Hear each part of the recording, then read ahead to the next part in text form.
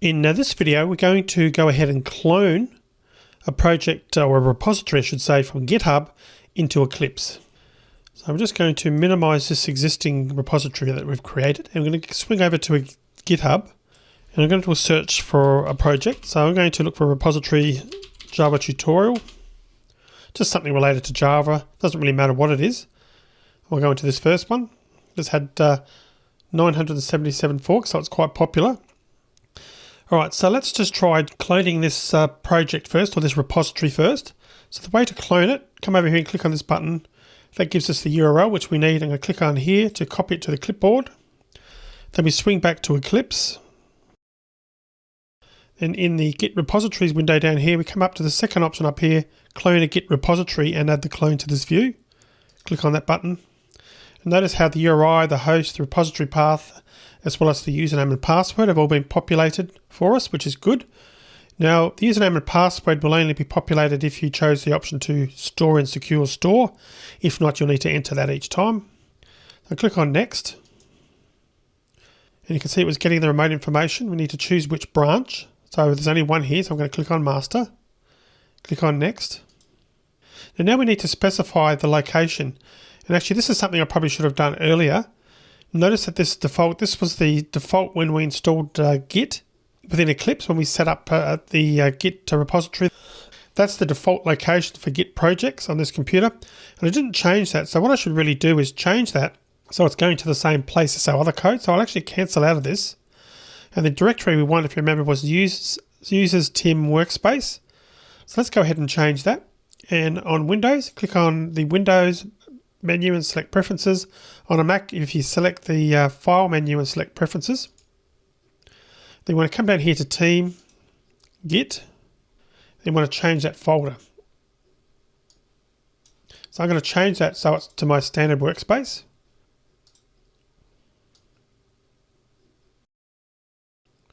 Which is this workspace folder.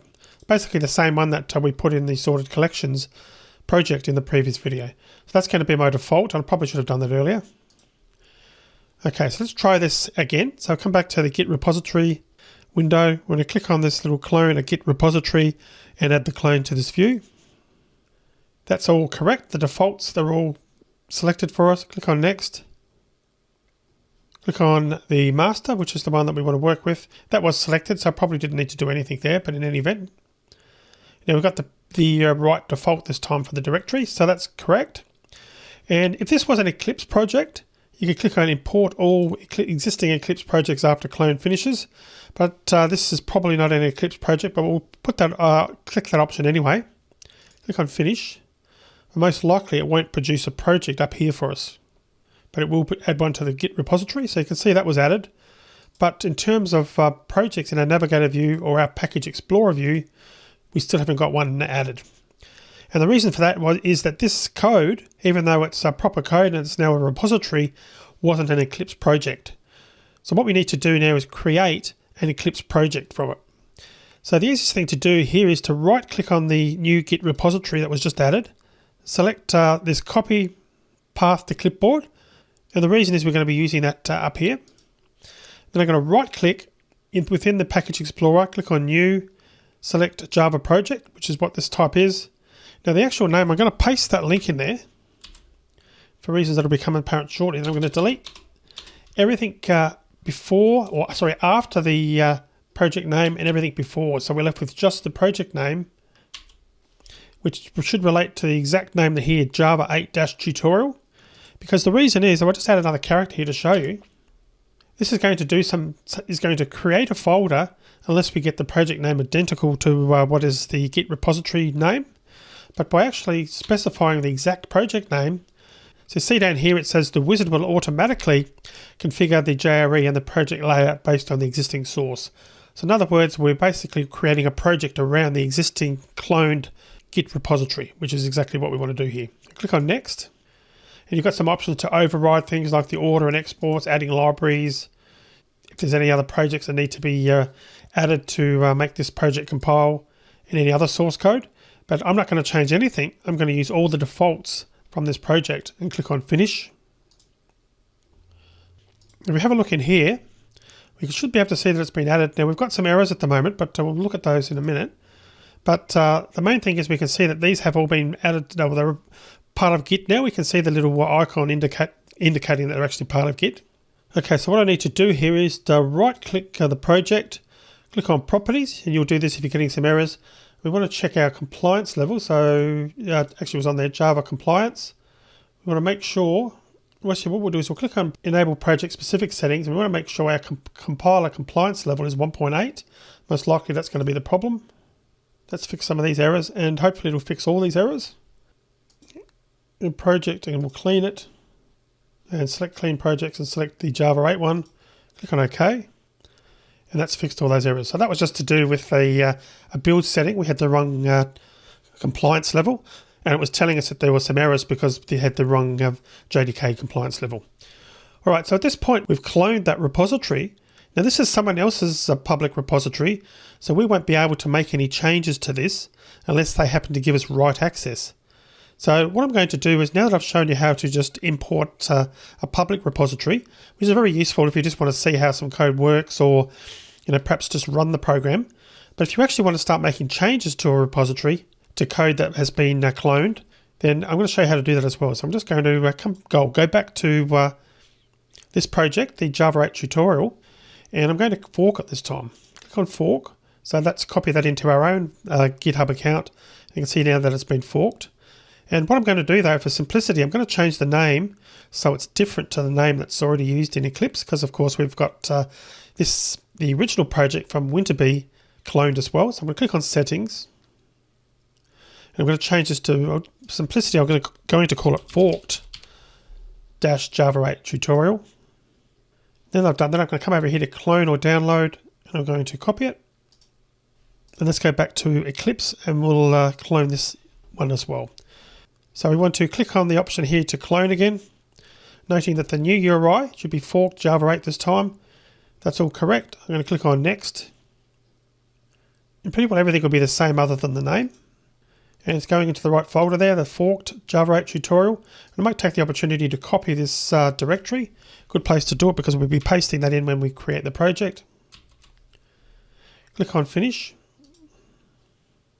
Give it a minute to clone.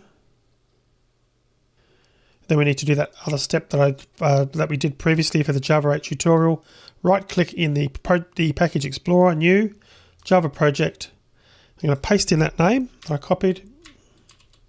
These all get dimmed out, get disabled, which tells us that we've got that correct, and the message that the wizard is going to automatically configure the JRE and the project layout based on the existing source is correct.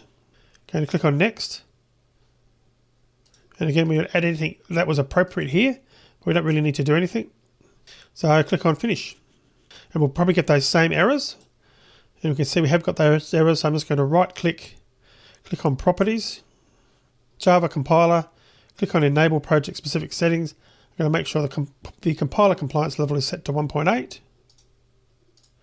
OK. Then we may need to do a project clean. This time specifying just the forked Java 8 tutorial to fix those errors up, and those errors have now disappeared. Okay, so we've now got a forked version of the project that has been cloned from GitHub, and obviously that's in our local repository as well, and we're now able to make some changes to that, and that's because it's now in our GitHub account. So let's just go and choose any particular file. This one will do. We'll put a test in there, save the file. Same deal here with the Git icons showing. We can come over here to staging if we want to see what's been changed. And org Eclipse JDT core preferences. Well, we're going to actually ignore that. And there's some other changes in there. We can actually decide what we're going to do with them. Now we could be doing that either here, somewhere in the Package Explorer, or in the unstaged changes. Let's just add that to the index. We want to add the class path. And I think we decided last time we weren't going to add the project, so I'll ignore that. And let's also add these changes, add to index. Right, so I think we might have two git ignore files there, but for the purposes of what we're doing, that's fine anyway. And we'll do a comment changes and configuration files.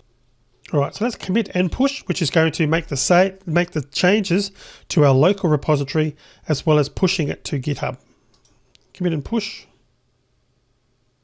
Confirmation that it has now been pushed. Click on OK. You come back here to GitHub, noting at the moment, because this was a forked project, had 140 commits in the past. Refresh, we should find that we get one more now for the one that we've changed. Make it 141. And we've now got comment changes and configuration files. Timbercharker 24 seconds ago. Click into that. This is what was actually changed. You can see the class path was added because we created a Eclipse project, and consequently that file was added. There's our test comment.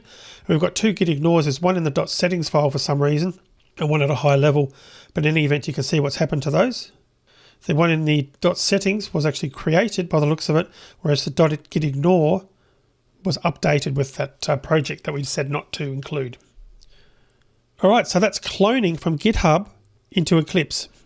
So it's a fairly straightforward process. So once you figure out that you may need to create a new project after doing the git import.